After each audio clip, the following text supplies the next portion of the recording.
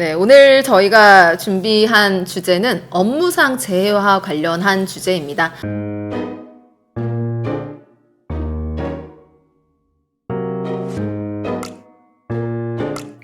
업무상 재해라고 하면 업무를 이유로 해서 근로자가 부상을 당하거나 질병이 발생해서 상해나 사망을 하게 되는 경우를 의미합니다.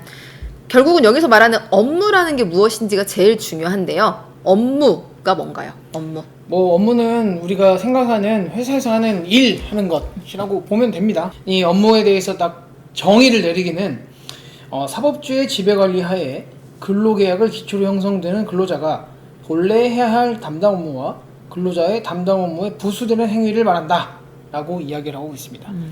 여기 내용을 잘 뜯어보면은 결국엔 회사에 나가서 그리고 회사와 관련해서 할 수 있는 대부분의 행위가 업무인 것으로 보여집니다. 구체적으로 이제 본래 업무 행위, 그 업무의 준비 행위 또는 정리 행위, 사회 통념상 그에 수반되는 것으로 인정되는 상리적, 합리적, 필요적 행위이거나 사업주의 지시나 주체에 의해 이루어지는 행사에 참가하는 행위 등을 의미한다고 보고 있습니다.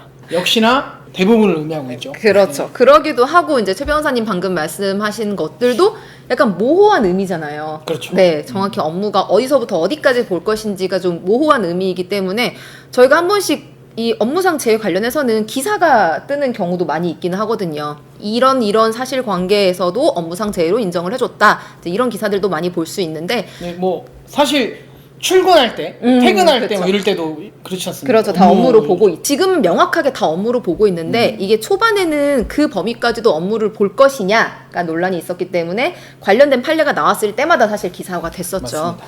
그리고 오늘 저희가 이제 말씀드릴 사례 같은 경우도 이런 경우까지도 업무에 포함을 시켰다라는 점에 대해서 의미가 있어서 소개를 해드리려고 하고요. 그 사실관계 한번 이야기를 해주시죠. 자동차 정비원으로 근무하는 A가 근무를 마치고 저녁 9시부터 직장 내의 사업주 그리고 다른 동료들과 함께 해수욕장 인근에서 회식을 하면서 술을 마셨습니다. 그런데 술을 마시던 도중에 이 A가 한 10시 40분경에 갑자기 술에 취한 상태에서 바닷물에 다이빙을 했고 수심이 깊지 않아서 바닥에 머리를 충돌을 하면서 척추가 골절되는 상해를 입었습니다.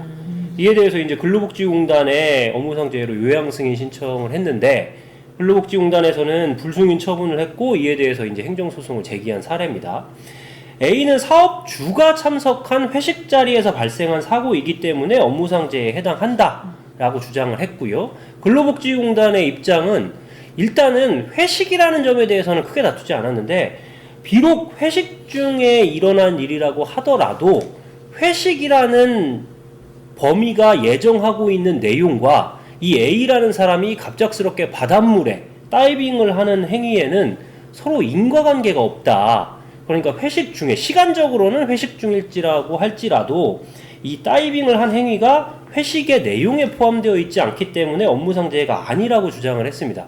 이거에 대해서 법원은 이제 근로자의 손을 들어줬는데요. 업무상 회식이라는 점은 법원이 이제 인정을 하면서 왜 인과관계가 있는지를 이렇게 봤습니다. 예를 들자면 이 술을 많이 마시게 된 이유를 보면 술 게임을 하면서 술을 많이 마시게 됐다고 해요. 그런데 이 근로자가 입사한 지 한 달 정도 되는 근로자였는데 한 달 정도밖에 되지 않은 근로자는 술 게임 과정에서 술을 마시는 것을 쉽게 거부하기 어려웠을 것이다. 그러니까 쉽게 얘기하면 회식 자리에서 과음을 하게 되는 인과관계를 한번 연결을 시키고요.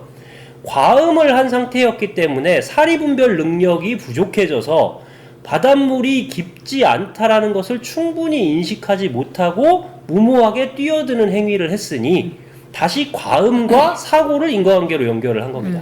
이렇게 돼서 결국은 회식 자리에서의 과음이 원인이 되어서 사고가 발생했으니 업무상 재해에 해당한다는 이유로 인과관계를 인정을 했습니다.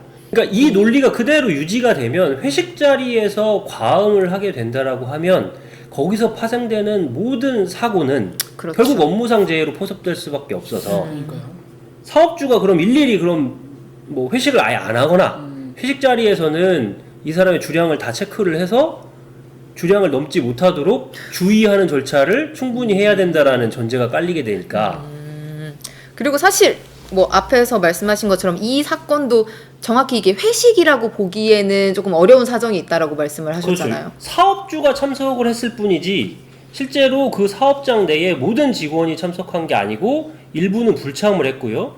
또 어떤 직원은 자기 여자친구, 회사 업무와는 아무 관련이 없는 자기 여자친구를 데리고 와서 함께 자리하고 있었습니다. 그러니까 좀 사적인 영역이 개입되는 부분도 있고 회식이라고 하기에는 사업장 내 모든 구성원이 참여하지 않아서 사실 회식과 그 친목의 좀 애매한 중간 영역에 있는 것으로 보이는 부분인데도 이 부분에 대해서도 사실 회식으로 인정을 했습니다. 그러니까 뭐 구체적인 설시상으로는 그 여자친구는 예를 들어서 회식 자리에 회식 목적으로 참석한 게 아니라 자기 남자친구가 술을 마시고 나면 집에 데려다 주려고 참석한 사람이다. 뭐 이런 식으로 이제 정리가 되어 있거든요.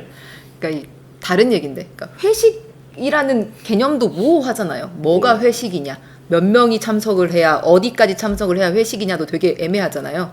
그러니까 구체적인 사실관계에 따라서 업무상 재해가 인정될지는 달라질 수 있으니까요. 그 사건에 대해서는 변호사와 충분히 상담을 하시는 게 좋을 것 같습니다.